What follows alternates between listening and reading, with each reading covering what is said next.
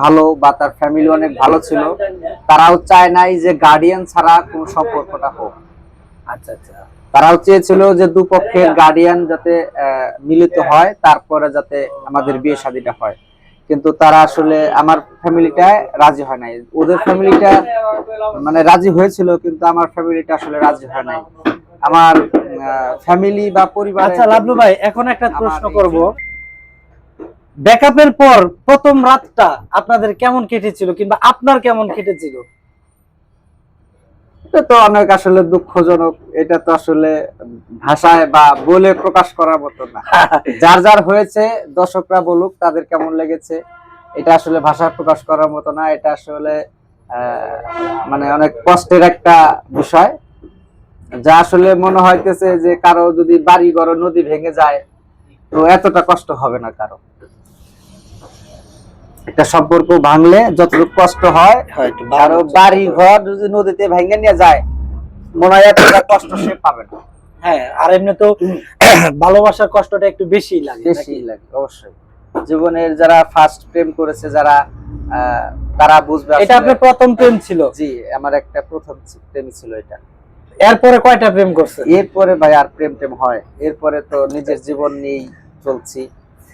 আচ্ছা লাবলু ভাই, এখন আরেকটা প্রশ্ন, কাঁদতেন, একা থাকতেন, কারোর সাথে কি শেয়ার করেছিলেন? হ্যাঁ অবশ্যই, এরকম হয়েছে কিনা? হ্যাঁ, একা একা তো আসলে এমন সিচুয়েশন গেছে যে একলা একলা বসে আছি, তখন তার কথা ভাবতে ভাবতে ভাবতে ভাবতে চোখ দিয়ে একলাই পানি চলে আসতো, যে আসলে এত ভালোবাসলাম, তাকে আপন করে পেলাম না, বা নিজের পরিবারের জন্য আমি নিজের ভালোবাসাকে স্যাক্রিফাইস করলাম। তো এরকম ভাবতে ভাবতে তো আসলে চোখে পানি অবশ্যই চলে আসে। আচ্ছা, এমন কি কখনো হয়েছে যে গাছতলায় গিয়া বসে আছেন চুপচাপ, মন খারাপ করে? অনেক মাঝে মাঝে মনে হয়েছে যে এই পৃথিবী ছেড়ে চলে যায়? এখনো যদি একলা নীরব, এগুলা সব সময়ই হয়, এখনো হয়। আপনার হচ্ছে ধরেন একা একা বসে আছি, তো একা একা বসে থাকতে থাকতে অবশ্যই মনে করেন যে আপনার তার কথা, পিছনের কথা এগুলা মনে পড়ে যায়, বা তার জন্য এক সময় ওয়েট করতাম যে সে আসবে, এমন টাইম একটা টাইম দিছে, ধরেন 5টা বাজে আসবে, তো সে আসলো না, এরকম একলা একলা বসে থাকতাম, আসতো না, দেখা গেছে কোনোদিন আসতেই পারবে না। আচ্ছা লাবলু ভাই, আপনার কাছে আমার বিশেষ একটা প্রশ্নটা হচ্ছে, এই যে মানুষ বলে প্রেমের মরা জলে ডুবে না, আপনি কি এটা কি মানে ট্রাই করে দেখছেন যে প্রেমের মরা জলে ডুবে না? অবশ্যই, যেমন এই যে আমি প্রেম করেছি বা প্রেমে সব সমাপ্তি হয়ে গেছে, কিন্তু প্রেম ভুলতে পারি নাই, এটাকেই বলে হয় যে প্রেমে মরা জলে ডুবে না, মানে ডুবে নাই, এখনো ভেসে আছে। আমার যেমন মনে আছে, বা আমি যখন তাকে স্মরণ করি এখনো তার কথা ভুলি নাই, মনে রাখতে পারছি, এটাকেই বলে প্রেমে মরা জলে ডুবে না, কারণ যেহেতু ভাসছে।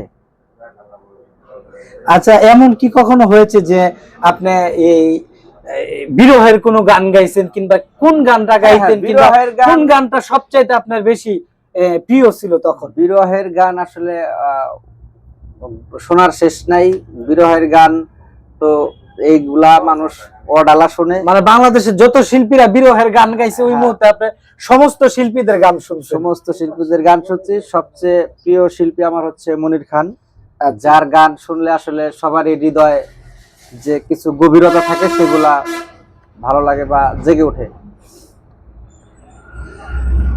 দর্শকদের জন্য বলছি, যারা আজও কষ্ট নিয়ে বেঁচে আছেন, একটা কমেন্ট করে জানিয়ে যাবেন লাবলু ভাইয়ের কষ্টটা আপনি কিভাবে ফিল করতেছেন এই মুহূর্তে। মানে সে আপনাকে ছেড়ে যাওয়াতে প্রথমে আপনাকে কি শিখিয়েছে? কে শিখাইছে আমাকে? কি শিখিয়েছে মানে আপনাকে তো ছেড়ে চলে গেল, তো এখান থেকে আপনি কি শিখতে পারছেন? কি শিখবো আর, ভালোবাসা যখন চলে যায় তখন মানুষ আসলে সবকিছুই হারায় ফেলায়, এরকম সিচুয়েশন না, তো তখন আর কি কোনো শিক্ষার কিছু নাই, তখন শুধু কষ্টটাই মনে থাকে। আচ্ছা, এখনো কি তার জন্য মন কাঁদে? এটা অবশ্যই, যে প্রেম করে বা ভালোবাসে, যেহেতু মনে আছে তার জন্য তো অবশ্যই। আচ্ছা, আপনি তো বিয়ে শাদী করছেন? হ্যাঁ হ্যাঁ অবশ্যই। এখন আপনার ছেলে সন্তান আছে কয়জন? আমার একটি ছেলে একটি মেয়ে আছে, আলহামদুলিল্লাহ। তারপরও কি তার কথা মনে পড়ে? এগুলো তো মনে ভোলার মতো না রে ভাই। যদি আবার সে এখন আপনার সামনে আসে কি করবেন? সে আসলে সামনে আসার মতো না, কারণ যদিও আসে তাকে হয়তো, হ্যাঁ যদি আসে, যদি আসে তার সাথে যদি দেখা হয়, হয়তো তাকে জিজ্ঞেস করা হবে কেমন আছে, তার সংসার বা পরিবার নিয়ে সে কেমন কাটাচ্ছে, আমাকে ছেড়ে সে কেমন আছে, এই তো জিজ্ঞাসা, আর কি, আর তো কিছু না।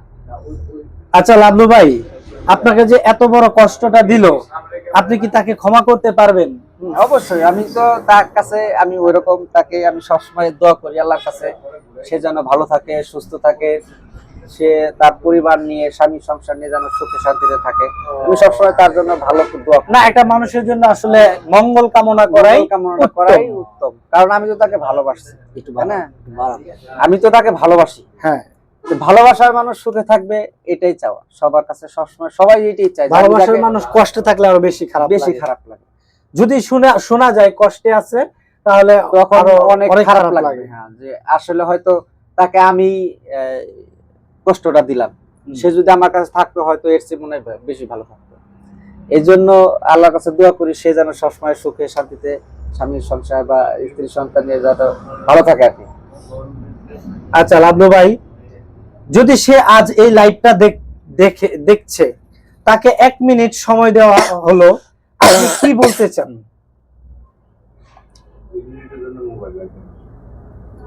যদি সে আমার লাইভে আজকে থাকে বা আমার কথাগুলো যদি শুনে, তার কাছে শুধু একটি চাওয়া বা বলা যে আমি এখনো তোমাকে ভুলিনি, এখনো তোমার কথা ভাবি, তোমাকে মনে রেখেছি, তোমার জন্য সবসময় ভালো কিছু আশা করি, তুমি ভালো থাকো, তুমি স্বামীর সংসারে বা সন্তান নিয়ে সবসময় সুখে শান্তিতে থাকো। আর যদি তুমি আমার লাইভটা দেখে থাকো, এই ভিডিওটা বা তোমার সামনে যায়,